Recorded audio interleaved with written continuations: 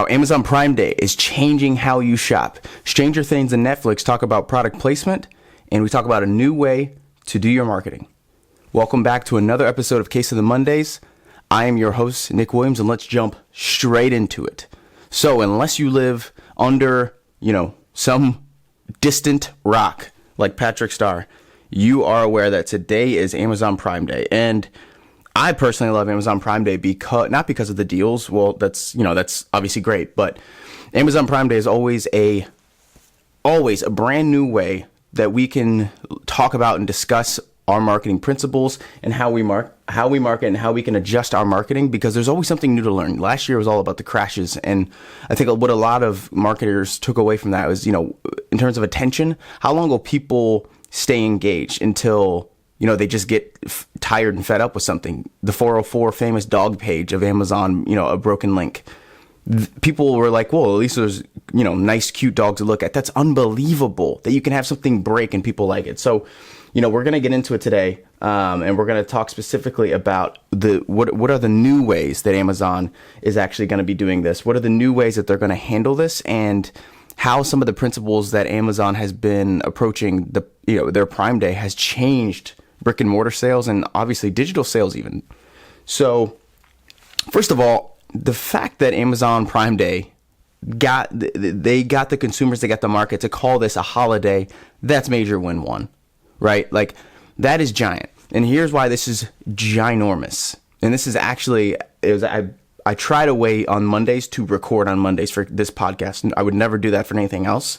But because the news is so topical on this podcast, I want it to be by the hour that, it just helps to give you guys the most recent updates. So I saw some research come out by Jonah Berger, who I had talked to a while ago, and this was right before his big book came out, Contagious, which is an awesome book. You should go check it out. I try to reference it all the time because it's so incredibly good, and it was really about the virality of social posts and social media before it was really a concept. And Jonah's, I believe, still a professor at Penn, but he talks about how his research and he had been quoted by talking about how the consumer had actually adjusted to deals and how to think about deals, and how Prime Day is a really good example of this. And here's where I want to take it further. And here's how it can apply to you. So the basic premise is, when you are selling anything and you are calling it constantly a deal, the consumer has to make a choice, right? They're either going to buy that or they're not going to buy that. And to some people, I think that seems simple, but there's nothing simple about it. There's absolutely nothing simple about that concept, because if they don't buy, you now have introduced cognitive dissonance. Now, cognitive dissonance is something I talk about as much as humanly possible, because it's the basic underlying driver and the mechanisms behind why the consumer buys and why the consumer doesn't buy, and then ultimately how to shift that change into what you want them to do. It's all about training your customer. Training your customer should be first, second, and third priority. And people, they don't know how. I don't know how to train my customer, Nick. I don't know how to do this. Well, a lot of people have done this. We're going to talk about two of them today, which is Amazon and Netflix. But Amazon, they revolutionized this idea of deal of the day and product pages, which again, we'll get to. But what they also do a really good job of is not making this solely about deals. This is why Black Friday is so absolutely cynical. It's such a bad concept. It is ruining purchase behaviors. Now, the problem is we can't walk it back. You can't walk back Black Friday, right? Because who's the first one to stop doing it? It's horrendous for consumer behavior. Now, you could say I make a lot of sales. Offering deal, I don't care who you are. You can be out there listening right now selling coffee. You could be a hairdresser. You could be selling multi-million-dollar services. You could be consultants like us selling, $5,000, $10,000, $1,000, anything. You could be selling information or products. If you're just selling on deals, guess what? You just introduced a price war, because you are now a commodity. You're not going to get shopped. That's it. And that's a horrible way to run your business, right? Because if you are out there saying, okay, well, I'm going to go ahead. This costs $1,000. I'm going to go ahead and be $9.97. To the consumer, what's $3? If you're focused on the price, you're not focused on the value. And people don't buy things. They're going to buy the outcomes. They're going to buy the results. And when you make the story all about $3, well, It's a price war. Who can get lower than $9.97? Right? It's a problem with, you think about airlines. It's all a price war. And so Amazon does an incredible job of flipping the switch. First of all, they called it a holiday. It's not just a deal for the sake of a deal. And anyone who copies them, now it's a deal for the sake of the deal because it's their holiday. And I thought a really good example of this is someone who tried to walk it back, but at the same time, they fell victim to it. I thought they were going to pivot and be smart about it, but eBay is doing a decent job. We'll see what happens. So the problem is, I personally think it's going to be a false positive, because what people are going to say is, well, eBay had sales. Sure, of course they had sales, but at what cost? Because what you don't understand is every time you make a sale, you train your consumer to do something. Maybe it's small, maybe it's negligible, maybe it's what you wanted them to do, maybe it's not. But if you're not purposeful, it's just going to play out. And so eBay is doing the smart thing. They did was they called it, so I want to call it what they called it, Crash Day. Okay, so a few problems with that. But why on its face, and we'll talk about why it's smart. It's smart because they are banking on there being a lot more crash, because it's been, Prime Day has been riddled with crashes since the beginning of this, right? So, they're, in their eyes, they're going, okay, well, because it's smart, but in their eyes, they're going, okay, the second it crashes, we want to be the ones associated with the crash. We want to be associated. So first of all, you're associated with your competitor. You're always linked to Amazon at that point, right? So problem there. Big problem there. After you've been linked to Amazon, you got to deal with that. So now you're only associated with a crash, right? In the consumer's eyes, yes, it's a sophisticated story. I get it. It's clever. But the consumer goes, oh, crash eBay. Like, if Amazon crashes, they go to eBay, but you're contingent on Amazon not working. Are you really thinking that Amazon's not going to improve this? Their servers, yes, they are. They're always going to improve it. So you've just backed yourself into this corner. And so those are the two. So it's clever. It's a clever name, but at the same time, you've just now associated eBay. You've just associated 100% with Amazon. There is not a way to talk about Crash Day without talking about Prime Day.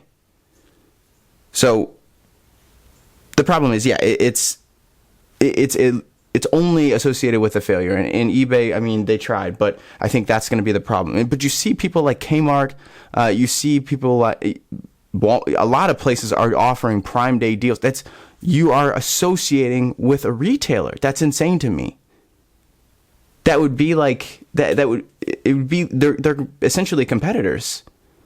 And they're basing it off of the competitor's deal, but you don't understand. You're just commoditizing yourself when you make sales like that. And so when you think of your business or your brand, that's what you can learn from this, is because offering deals for the sake of deals is you're training your customer to do something. And like we talked about, you've now introduced cognitive dissonance to that consumer. The consumer is going, okay, well, I'm not going to buy it. And the brain doesn't stop there. The brain doesn't go, okay, I'm not going to buy this, and that's cool. They go a step further. They go multiple steps further. They will rationalize why they didn't buy it. And guess what? Next time you come up, they're now going to they're going to recall that association. And the problem is, you probably have a great service. You probably have a great product. But if they didn't buy it, they've rationalized it away as to why they shouldn't buy it. And honestly, that rationalization is probably not a good one, because let's give you the benefit of the doubt, you're selling something good, and they didn't buy it. Now they have to force themselves to not like what you're doing. So the takeaway is, look, this podcast is all about value. I'll talk about things high level, but the whole point was I get sick of seeing so many people dangling carrots and never giving real actionable insight, and it's horrendous, and it kills the industry. So I'm telling you, here's what you do. Instead of offering deals for the sake of deals, if you want more business, stop offering product discounts and give away value. Your offer is horrible, not your price. Price is a determination of value. It's an input, but value is the goal. You're making the right side of the equation price equals price. No one cares about that. If you can say it's worth it, it's worth it. But stop focusing on price, because then you got to pull rabbits out of hats constantly to make sales. Amazon has geniusly done this, because Prime Day it's not a deal, it's a reward. The key difference, and here's the problem, the key difference between any copycat and Amazon is, okay, they're first. That's true. But think to yourself, if you're watching, if you're listening, what is it about Amazon Prime Day that makes it one difference between if eBay runs it? It's on the platform, sure. It's exclusive. Only Prime members can do it. There is an exclusivity involved. It's a reward. And that's the key. Amazon Prime Day is about rewarding members. So if at the end of the day you don't make a purchase, it's fine. It's not about a deal. It's about a reward offered. You can pass on rewards and still hold the value with it. If you say no to Prime Day and you buy nothing today, you will not walk away going, that sucks. Amazon Prime Day is just a sham anyway. Because that's what everyone else is doing. If you're on eBay and you don't shop on eBay and there's deals, you go, that's second rate, Amazon. I'm not going to go there. But when it's not Prime Day anymore, you've now built this structure. Mentally and intellectually, the consumer has built a structure around the fact of why they didn't do something. Cognitive dissonance goes deep. And if you don't address it, you've got a problem. You've got a major, major problem. And so I'm looking at, if you're listening, that's fine, but go ahead and check out our YouTube channel because these are all video podcasts. And next week, so I'll officially have the Stream Deck going, which is unbelievable. I can switch back and forth between the 3 cameras. I can pull graphics up on demand, all with presses of buttons. And if you're watching, it's this little guy right here. It's an incredible device. But if you're listening, Elgato, which hopefully you are, fix it. It's not easy to set up. But I will have it set up for the next one, I promise you. So if you are just listening, just listen, but I'll walk you through it. If you're watching, I'll go ahead and pop a graphic up. But let's look at the survey by Adlucent, and it says 68% of respondents are actually this year going to be shopping offline. So they are going to be shopping at Amazon, but they're also going to be cross-referenced. So there's going to be some omni-channel shopping going on. And so let's pull this graphic up. So the link, I'll put the link in the description, of course, too, and I'll timestamp all this. So anyone who's looking at something on Amazon Prime, so I myself am doing this, right? Like I need an ultra-wide monitor, and I need a graphics card. I see it on Amazon Prime, and I'm pretty sure that's going to be the best deal. But I go and shop around to make sure. I go read reviews, blah, blah, blah, blah, blah. That is happening at an outrageously high rate, and it's going to keep getting up. So 68% are planning to comparison shop. So if they see it on Amazon, they're probably going to go look on eBay. And one of the giant takeaways I wanted to give you guys in this, and we're going to talk about Amazon for a while today, is because Prime Day gives you so many opportunities to fix what you're doing, because it's one of the only times in the year which everyone is going to be just pure shopping. Black Friday is another day, but Amazon is digital, so we have a lot of data. So let's see. So it's a study by Adlucent. 75% of consumers plan to shop on Amazon Prime Day. Giant number. 68% comparison shop, according to Adlucent.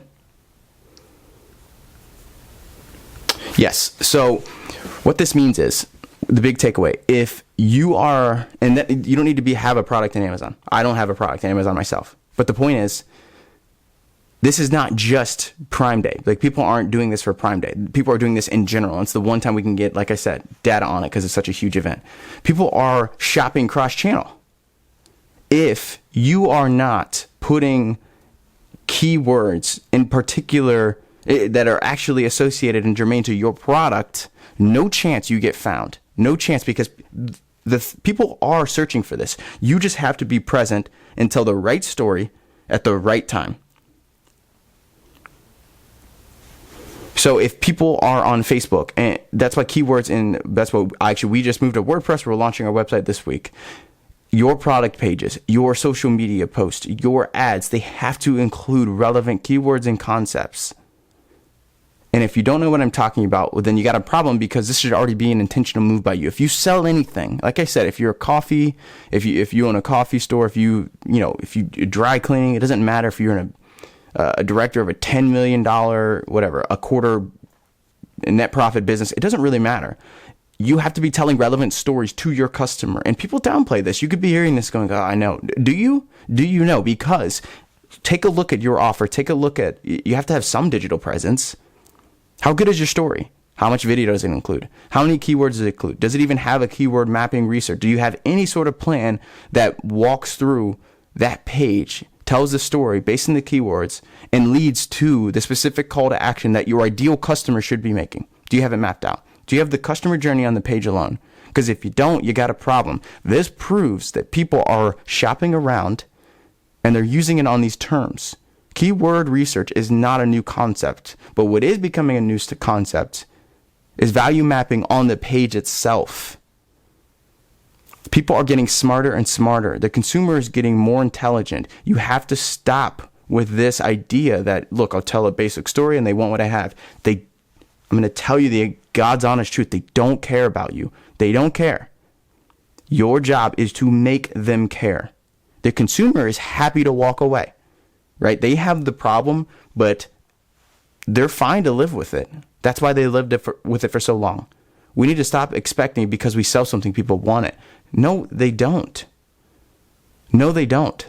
And that is why you have to focus on value constantly. Or on price constantly. But if you focus on value, honestly, it doesn't really matter what the price is if you're selling something they need and you position it correctly. So that is what we're taking away from this, because if I'm on Amazon and I'm looking around, for instance, if I'm looking at an NVIDIA graphics card, I'll go look at the graphics card and I'm looking at the price. But if I go to NVIDIA and it tells me a better story, it offers me support, I'll probably just buy it right there. The showroom effect, which almost ruined Best Buy, is happening digitally now. And people are going to be late to this game. They're going to be late to this party, I promise you. But the showrooming effect is going to happen. I just bought an Elgato Cam Link. So Elgato, step it up, because I'm in your ecosphere. It was a little cheaper on Amazon. I didn't buy it on Amazon. I saw it on Amazon and I could have bought it on Amazon. I didn't. It is because I was at odds. I was uneasy on Amazon without any sort of real information on support. There were a lot of feature and benefit information I didn't have. I went to Elgato and I got it all answered. And because I do this for a living, I was aware of it. But there was a theory of reciprocity going on in me. This Elgato actually sold me. The website Elgato sold me. Amazon didn't sell me. Well, I owe the website. I owe Elgato. I'm going to buy it right here and right now because they just did the work for me.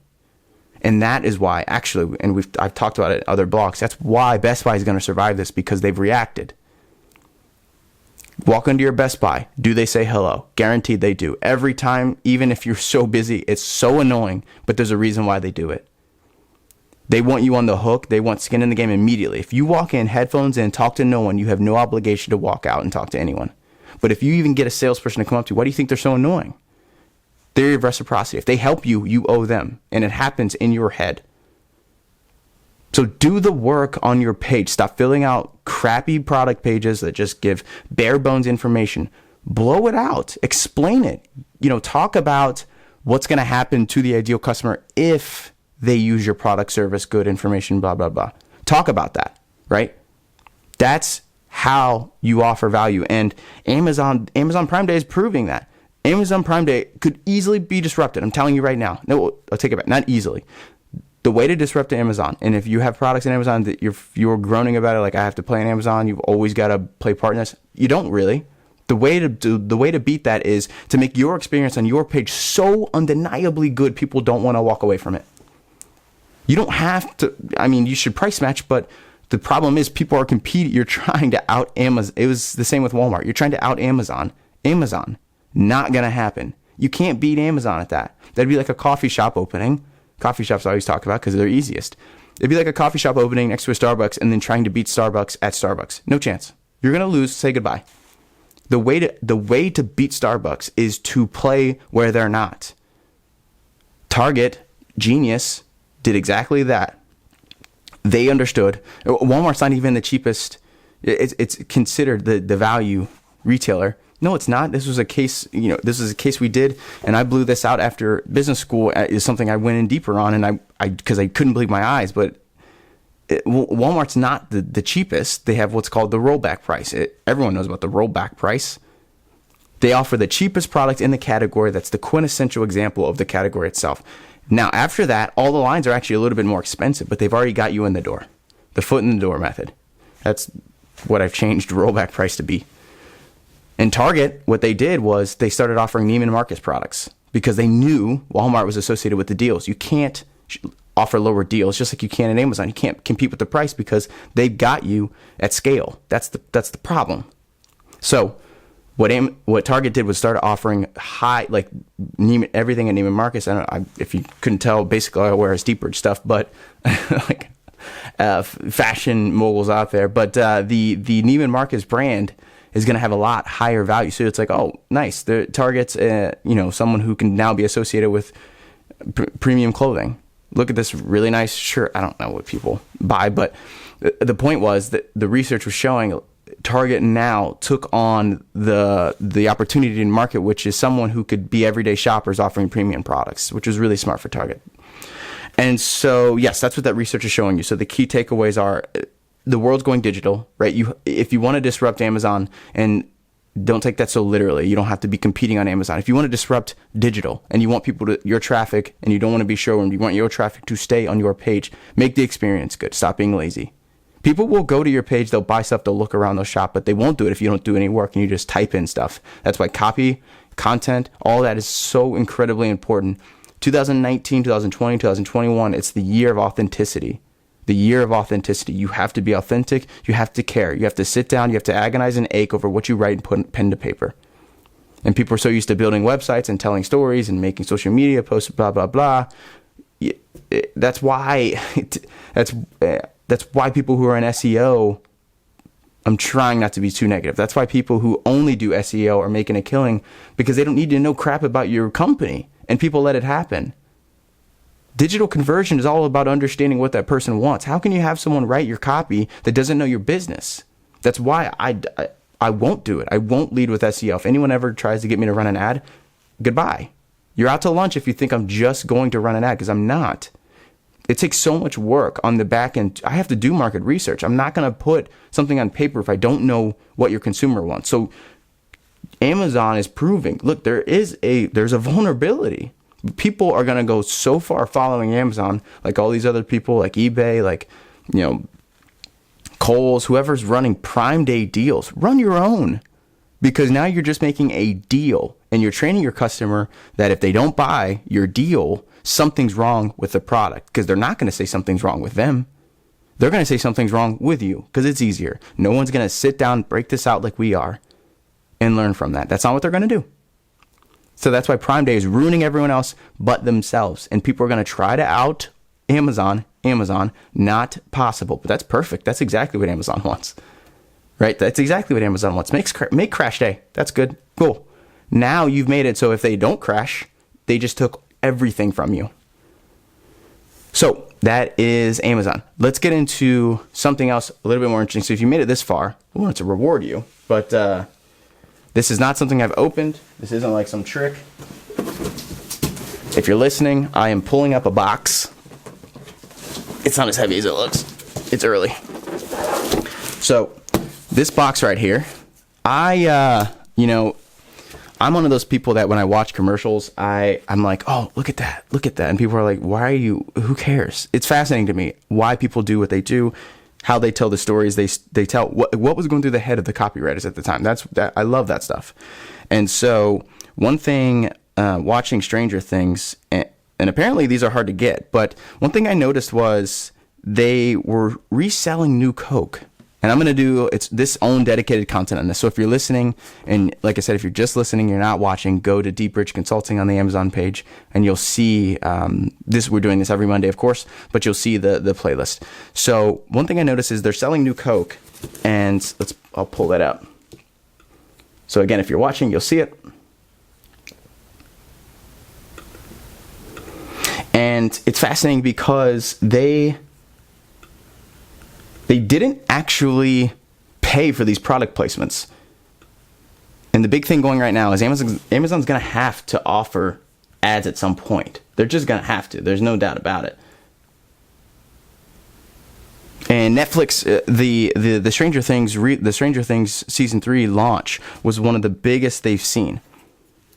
And they were one of the major brand winners is New Coke. So I'm going to open this box. I'm going to do its own content, so I'm going to do an unboxing there, so I'm going to be careful with it. But this New Coke was actually really hard to get. And if you don't know the story of New Coke, great. Look out for our content because we're going to be telling. I'm not even going to waste your time here. But it's a fascinating one, and it's a really good marketing case study. But I had to get my hands on some of this, and you're getting a genuine reaction from me because I haven't seen it. As you can tell, it's not opened. So there's 2 8-ounce bottles in this box. It's Stranger Things marketed. I got a shirt too, so I'll make sure to wear the shirt like a dweeb. So it's a zero sugar. So there's a Coke Zero and a New Coke. And then they got the original cans. So again, if you're watching, this is what it looks like. So this is a fascinating one, and it tells a story that I think we all can learn from. So at what point, and we talked about the last podcast, at what point is our Netflix going to have to offer ads? Because the second they do, we've seen a lot of research suggesting how much of a negative move, how much of a negative experience it would be for consumers and how everyone would move. So it's 70% or more, I believe is the number, they would consider leaving if Amazon started offering ads. Now, of course, people who are answering that are going to be the people, they're going to over-index on leaving. But the story to be made is as people are looking for more and more content that's premium real estate, right? What kind of deals do you have to make? None of these new Cokes, like I said, none of these new Cokes are paid ads, apparently. None of these are paid product placements. And that's fascinating to me because if you think about, I spent $50 more so because I was curious, but that's fascinating to me because people are going to have to get more and more creative for this ad space on Stranger Things.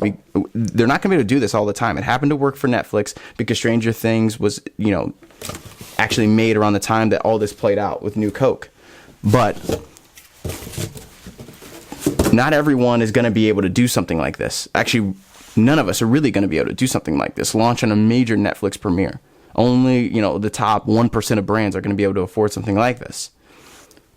So the story remains is, okay, if Netflix is only doing, this is the last, I believe this is honestly the last straw. You're not going to be able to launch something giant and just make a lot of money like this on these partnerships. And even, if they're not even selling these partnerships, really, how are they making the money? But, Coke, this is obviously a win-win for Coke. Well, that's actually up in the air. That's actually what the content will be about. Is this a win for Coke? It's certainly a win for Netflix. For the nostalgic purposes, people watching going, oh gosh, that's cool. I missed that. So the premium ad space is really the story here, and the point I want to kind of make is, as ad space goes up, as people go for more premium ad space, how do you disrupt? How do you actually play in this game? Because in a world where marketing budgets are shrinking, you can't afford these relaunches of these this apparel, this branded stuff. And sorry, I'm like still looking at it all because it's fascinating, and I don't want to open it, but.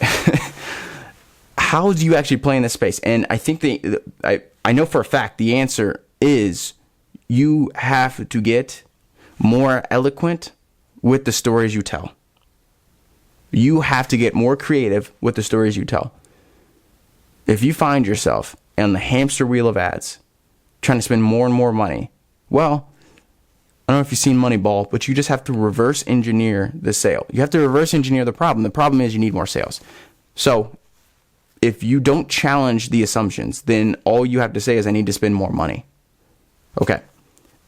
If you're always doing that, you are going to have to be a very rich person or a very profitable company, in which case this isn't a problem. But I'm assuming you don't have an unlimited supply of cash to run marketing. So instead of trying to throw more money at it and only work on one side of the equation, why not just work on conversion?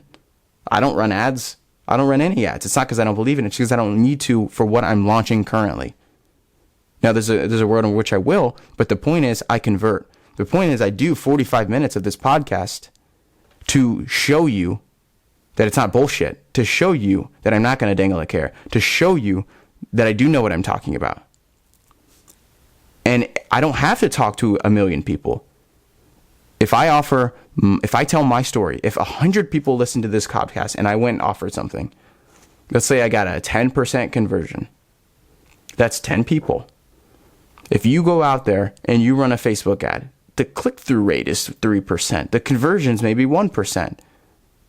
Think about the math on that. I get 10% conversion spending no money. I get to talk about this. This is fun. This is great. You get to listen, be entertained, watch, whatever you got to do. I don't spend any money. I haven't even gone about my day. It'll be 8 a.m. before, and I've had all this uploaded. Now, if you were someone who's running ads, you have to go out there just to get 100 people at 10%. What did I say? 1%? You have to run 1,000. You have to get 1,000 impressions. And you've got to continue the story because it's very unlikely. 1% is actually generous, considering the conversion rates right then and there. It's unlikely that someone sees your ad, goes and purchases right now, unless you're just a product, which if you're listening to this, you're likely not just selling a can of Coke, right? You're probably selling something a little bit more sophisticated. So I'm being generous with that. The point is, my value ladder, how I offer value, how I get people to purchase is simply, and I'm not saying everyone go do this, but I believe a great deal into flip the value ladder to say, here's everything you need. Because I'm not going to be able to convince you I know what I'm talking about by bullshitting you and not telling you stuff. And then you going, oh, he might know. That's not what people do. You don't buy like that. And if you do buy like that, I don't want you to buy my stuff. Because you're going to be a pain in the neck customer. And it's not because it's you. It's because the likelihood that you're dissatisfied if I do something like that is going to be high. You're going to have a problem at some point. And so you have so many people that are cord cutting. You have so many people that are going to be moving to, it's going to be harder and harder to find these people. It's if you watch Hulu ads, which I don't know why you would, but for instance, the amount of time, the frequency in which someone's offered the ad, it's insane. They can't control for it, and they'll pretend they can, but they can't. You just pay for spots, and then they'll show you the same exact commercial over and over again. That doesn't work. That doesn't work like that. And people think that's sophisticated. I've worked at these big companies. People think that's like, oh, we're on Hulu. What a horrible, if that's your standard, that's not good. They have no way to know. They can pretend, but I've seen those ads. Why would you ever want to get hit with the same ad over and over again? And if you pay for 4, well, you just got all 4 in one episode. That's not how people purchase, right? So the point is, you need to tell better stories, and you need to look at your offer, and you need to look at not only your offer, but how you channeled and funneled people in. If you're at this podcast, it's likely you saw something on Instagram or you listened to another podcast, but you're filtering through. You know by now if you think I know what I'm talking about or if I'm lying to you. So I don't need to worry about a lot of those things because I'm qualifying my customer right now. I don't just offer anything simple, because I don't do simple work. Even courses I offer, they're not simple. They're not easy. They're incredibly hard. They're going to be difficult for you. They're going to be a lot of work. That's the point. I'm not going to give you something that doesn't challenge you, because at the end of the day, I care about your success at implementing it and the actionability associated with it and how your business does as a result of it. I don't care about the ease of implementation. If that's a hurdle, good. I don't want that. I want to filter out, because the people remaining out of the 100 people that listen to this in that example, the 10 that leave, the 10 that are remaining, they're the smartest of the bunch. Great. Because those are the only people that could successfully implement what I'm saying without giving up. That's how you have to think about this. That's how I have it mapped out all in the other room across the board. Do you have it mapped out? What do you offer? Answer right now. Write it down if you're listening at work, in the bathroom, wherever. Write it down. What do you offer? How do people get there? How do they purchase it? Why would they purchase it? What did you do to convince them to purchase it? What did you do to push the snowball down the hill? If you're just offering something in a vacuum and you gave them no reason to do it, you showed them no value, you showed them no quick win, which quick wins are huge. Give people quick wins. That's why I'm telling you what to go do. I'm talking things through because not a lot of people do this. And then I'm saying, go try this. Here's what you do as a result of this. As a result of Netflix launching on Stranger Things, this should be a sign to you. This should be a sign to you. This can of Coke should be a sign that that's how far people are willing to reach. You can't play like this. No one can. Coke can, but even Coke has a problem if they're reaching this far. This should show you that there are cracks in the wall. The foundation is coming down. Paid ads is gonna die. how we currently think about them. At DeepBridge, we're moving to this concept to micro influencers for a reason. So is everyone else. And if you don't believe me, ahead of VidCon, which was last week, Facebook is now offering, Facebook and YouTube, both. Can we agree that those are the biggest platforms for social media and just for social engagement, period? There are probably some other ones. But when two of the major platforms offer new ways for content creators to make money and now start working with big brands, that should be a sign to you. And they're offering content creators more ways to take affiliate deals, to take revenues, to take profit shares, to create more and work with brands, because brands are going to start doing this more. I will say P&G does a really good job of that. A big company typically can't do stuff like that. But we've touched on it with a couple of the influencers. But and Twix did a great job too. I recently did a video about that, a Funnel Friday. Twix worked with Matt Cutsaw, an influencer, someone who's famous on Instagram, and they make their own videos promoting the product, and they're getting they look better than most commercials. That's the way people are going. But even beyond, you got to start looking beyond that. Even you got to look at micro influencers, people that are regionally associated that can be cost effective for your budget, but also help you convert more because they're more relevant to the situation and area in which you're in. So the key takeaway with this, like I said, is ad space. Ad space is compressing. Unless you are in the 1% of ad spenders, you're not going to be able to compete with the people that can spend a lot of money paying for the best spots, because you're going to be left with the dog crap. You're going to be left with pre-roll. You're going to be left with Facebook stuff, inventory that no one really cares about. No one's converting. No one's seeing your Facebook ad at 3 p.m. on the side on the banner and going, oh, I want that product. That's not, I don't know why, that doesn't work. And even if you did do that and it did work and your click-through, it was great, you're going, Nick, I'm getting clicks. Okay, what's your conversion? And what are you selling? What does it ladder up to? You can sell something for $5 all over Facebook if you want, but that's not a profitable business model. Every single ad should lead to a product, and that product should lead to a new product. It should lead to a better product, a bigger product. It should funnel them through. You should give them, essentially, you should be implementing a lock and key model in which you give them the key to something while you expose them to something else. I'm not going to dangle the carrot to you, but I'm going to expose you to other things we do. Now you understand when you watch this podcast. Again, I don't care if 100 people view this, because if 100 people view, I'm going to get 20 people to go to the website and go, wow, you guys offer a membership. We sure do. We sure do. We have a free membership, and we offer a membership because the content me and the team make, it's not simple, and it's not just word vomit. It's going to challenge you, but it's going to take you to the next level. A certain part of that, I don't want to charge you for, because again, you deserve to see it. After a certain level, of course, some of our premium content, like our Bandersnatch content, we've been calling it, where you can actually choose your outcome. I swear Bear Grylls stole it, but if you go to Netflix, I'm half joking. I'm mostly joking. But if you go to Netflix and look up the Bear Grylls thing, it's, what is it? It's You and Me Survive. I don't know.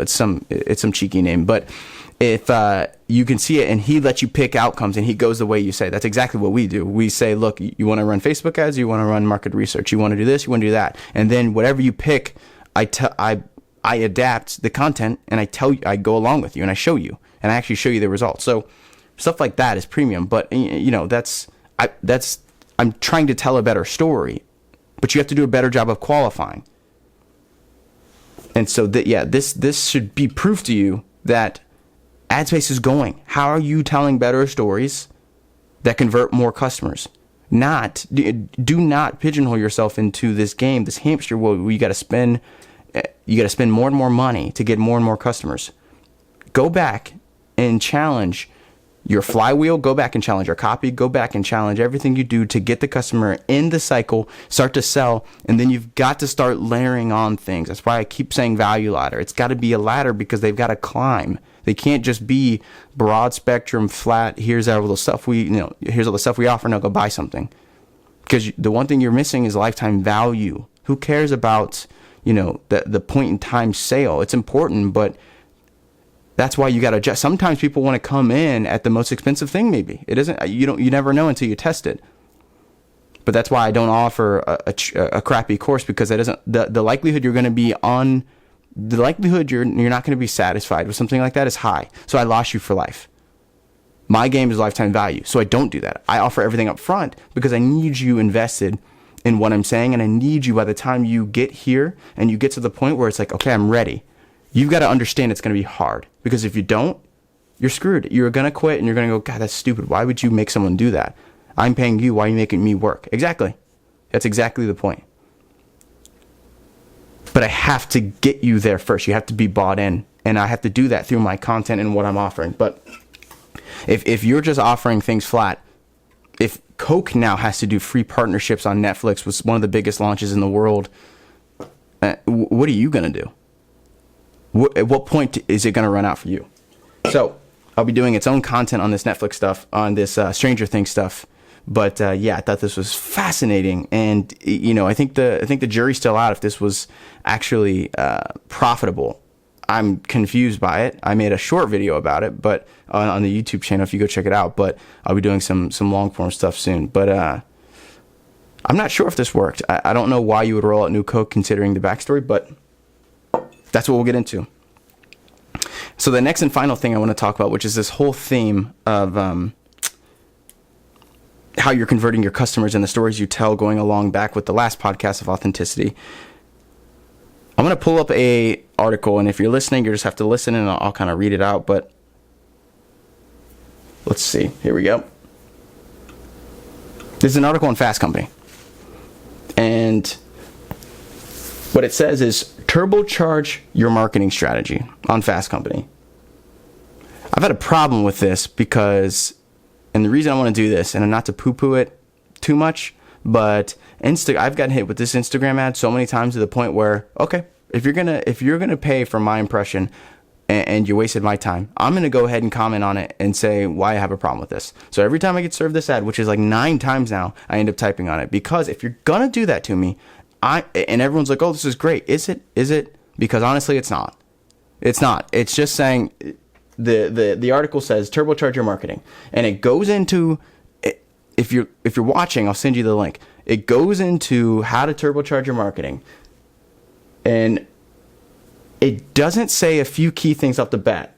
So go through it and read it. And if you're listening, it talks about a product that used this product called MailChimp, a brand using this thing called MailChimp, which MailChimp obviously is an email marketing service.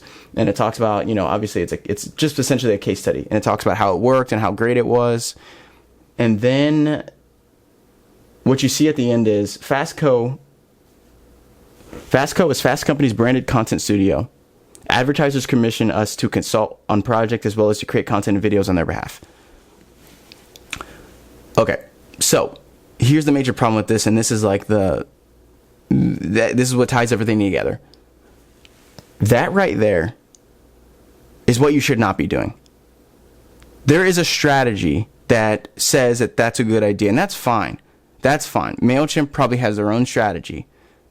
But this right here is the exact reason why I'm making this podcast, because this article, what that said was, essentially, they paid someone to write an article, tell the story on their behalf. They paid the publication because of the publication's reach. It's an ad. This is an ad.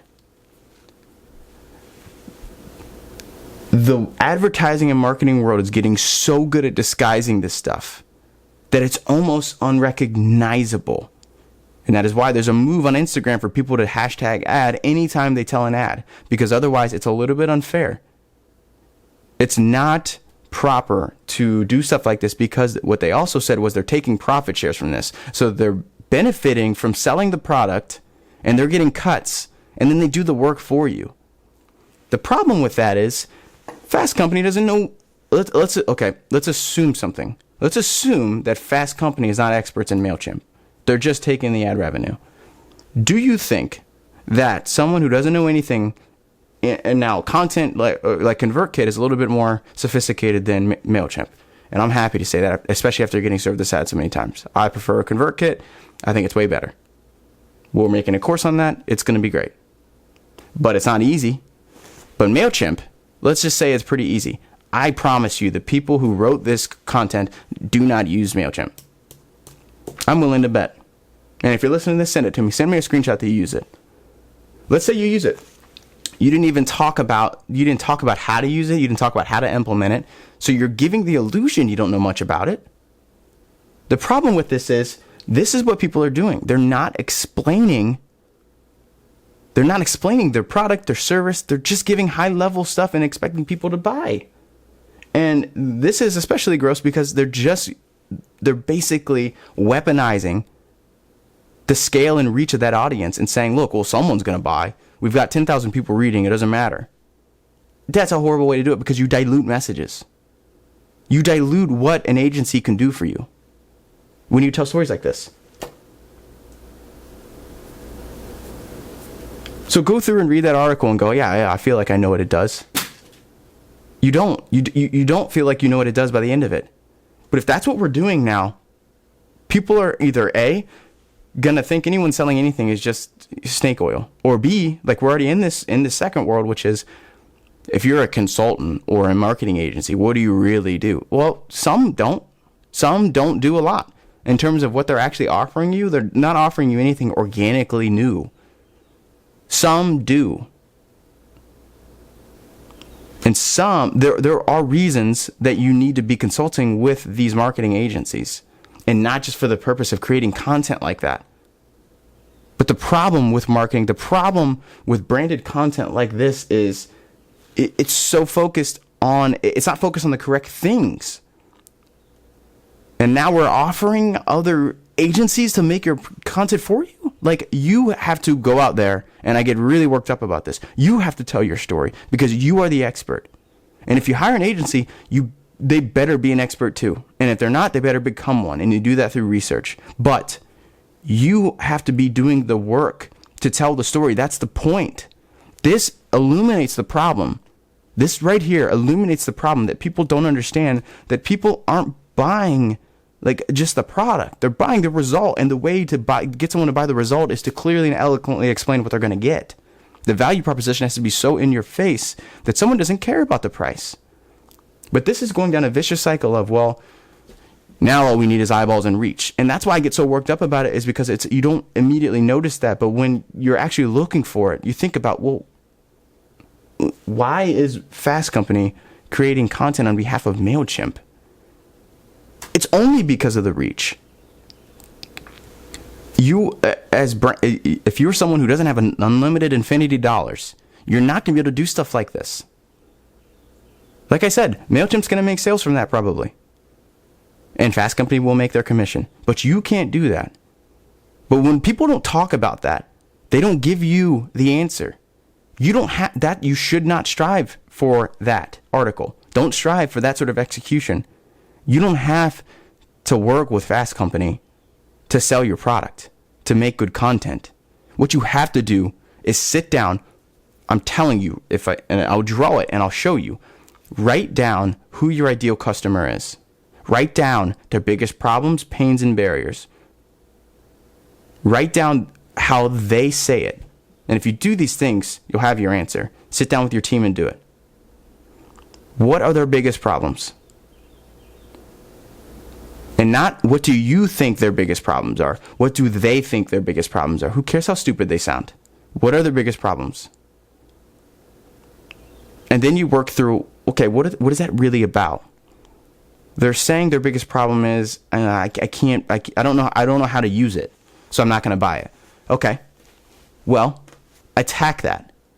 You should be making content that is designed to educate the consumer on how to use it. How do you do that? Well, demos.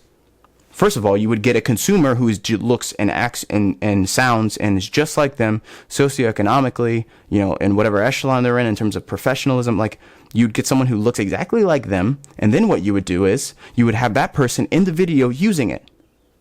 You would have something over the shoulder going, hey, some authentic content. Hey, look over my shoulder and check this out. It could be that corny, but it has to be genuine. And you show people how to use it. When implementation is your barrier, the way to knock that down is to get the ideal consumer and show them it's possible. Because really, at the end of the day, it's not so much about the difficulty of the technology or something. It's just about people's willingness to give up. And if they know there's hope, if they know it's possible, if you show them someone can do it, their likelihood of them actually giving up is going to diminish. But so really implementation is not necessarily about how difficult the product is to use. It's about the rate at which someone will tolerate messing around with it and screwing up and failing.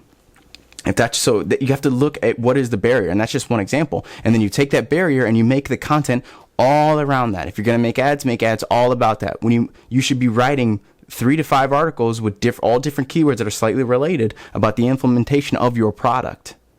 Come at it from all different angles, all 5 angles. And again, I'm making 5 up.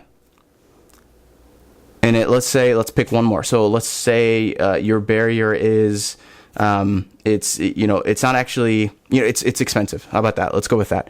Your barrier is your product costs a lot of money. The consumer thinks that. Well, that's a perception. So immediately the problem isn't that it costs a lot of money. Immediately the problem is you haven't told them why it matters. Rarely is it a price problem. It's almost always a value problem. People who buy a Ferrari rarely are the ones going, this is too expensive. There's a reason for that. Conspicuous consumer behavior basically is eroded by the fact that perception. People who are already qualified and have the money to buy a Ferrari don't have to question if the Ferrari's worth it because they understand the Ferrari. And that's why that's the model we talk about a lot here at DeepBridge. And that's one we use a lot. You have to qualify your customer, and the better you qualify them, the less price commoditization happens and the more value consideration happens. So you have to, if you're a cheaper product, you've got to basically flip everything to talk about the value. And I say cheaper, I mean something that's not considered in the echelons of conspicuous behavior, thousands and thousands of dollars, to where people would say, Harvard costs $200,000, but it's worth it. Yes, of course it is. You already know why.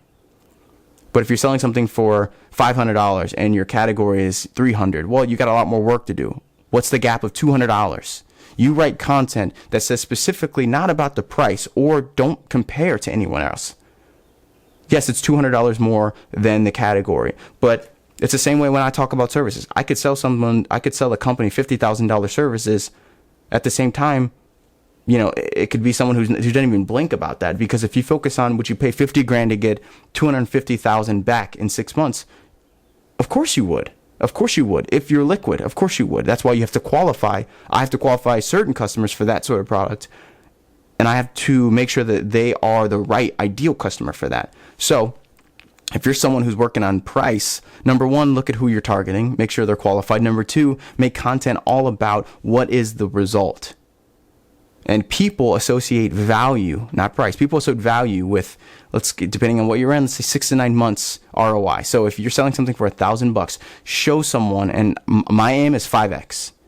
So you sell something for $1,000 in 6 months, it should be delivering them $5,000.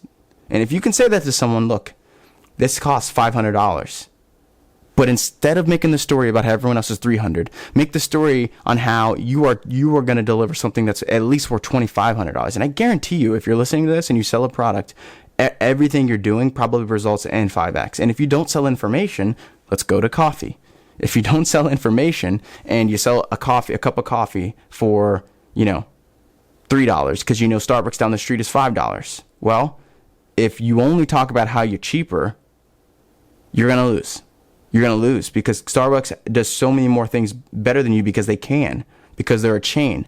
But what Starbucks doesn't do, they can't do a lot of things that you could do. So instead of making it about price, hell, make your coffee the same price, but you could offer things that Starbucks can't, like actual cooked food that's cooked right there in front of them. You could give a much more, a better environment because Starbucks can't. They have to use the same furniture as their chain. How do you get creative? You can throw a beanbag chair over here. You can put in iPad stands so people forget. You can put chargers and connect them. You can play around with the tables. How do you create an experience in which people don't want to leave? Because at the end of the day, it's not always going to be about price. It's going to be about lifetime value. People just order the Starbucks every single day because they can do it on the app, which I've gone deep on this for a Funnel Friday. You're not going to be able to beat that app, which is massively successful. There's a reason why Starbucks is the #1 mobile paid platform over Samsung, over Apple, over all these people.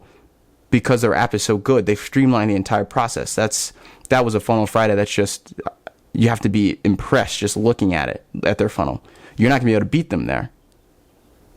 But the way to beat them is to insert yourself in places that they're not, sort of like Target did to Walmart.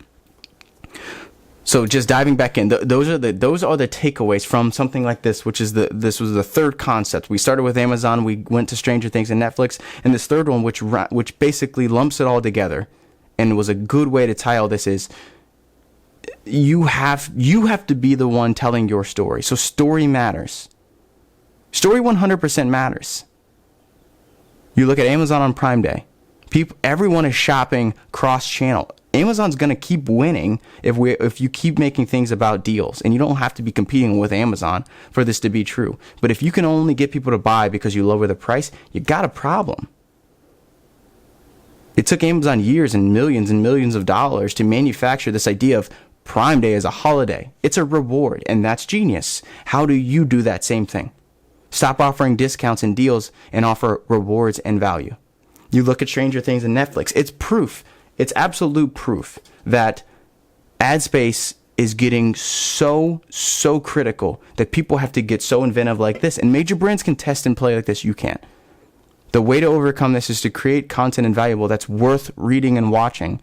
Stop going out and paying for someone to do it for. And if you do, by all means, do that. But that person also, you're going to have to invest, because that person should be doing a lot of work to understand who your customer is. So that's how you overcome that, by actually telling really good stories. So by all means, do pay your local agencies, or, I totally endorse that for agencies who are actually doing this work, because they should. They should be doing this work. This is something, I talk about this a lot. It's like a haircut. You should be getting one, but you likely shouldn't be the one doing it. You probably could, but it's noticeable. Get your research done by someone who knows what they're doing. I try to teach you how to do it, and I do my best. But at the end of the day, if you need to launch something critical and important, call us. Or get really deep on the content given to you. You can execute it, but you've really got to dig in. And the third one is it's the tangible example. This kind of content is going to kill. It's going to absolutely kill the consumer's perception of written content like this, because they know what this is. If you actually go and read it, they're either A, going to realize it, or B, go, that's not very helpful. And now all of a sudden, people have to adapt to this because these major publishers are doing stuff like this. And people are making entire agencies associated with that's owned by Fast Company. Think about that. That's crazy. That's a publication made an agency to create content for the publication. That's absurd. That's what this is turning into. And if someone doesn't do something about it, if people don't start teaching people how to do this themselves, everyone's going to have to adapt that model. And now we're just going to be in a market where it's so diluted with fake messages that don't go deep. We can't turn back from it. Black Friday is a thing that everyone has to do now. Amazon Prime is becoming a thing that everyone's going, well, I got to do an Amazon Prime deal. No, you don't. But that's what happens. And if we keep letting stuff like this slide, if someone doesn't go out there and say you can't do, that's not why the consumer doesn't behave like that. No one's going to do it. And honestly, it's more for us, because that's great. I think there is going to be a switch. It's a concept I talk about a lot. It's going to be the Mad Max switch. There's going to be a time we're going to go so wild down this end, the digital end, and so focused on the actual data and the metrics and the SEO and the keywords that we're going to forget it's the story. It's the story. It's conversion. You don't need impressions. You don't need this massive influx of reach to make money. You need to convert more. The input to focus on is conversion. You have to tell proper stories. You have to do the work. You have to understand your consumer. Tell the story. You over-index a story, you'll win. You'll win. It means digging deep and going hard on your content and understanding who the customer is. It doesn't mean going and getting someone, we need these digital marketers to go and write our SEO on page and work on our... No, you should. But understand your customer first, because you'll do a lot better if you can go to that SEO person and say, no, don't say that. They don't use that word. They don't actually call it that. But it's the keyword. Okay, that's fine. People are searching that, but they actually are trying to say this. And if you go look at that word, it's massively, you see this so many times, it's massively more searched than the quote unquote keyword that people are associating with your product. So think about all that. Hopefully all that helps. And we'll see you next week for a Case of the Mondays. Thanks for checking this out, guys.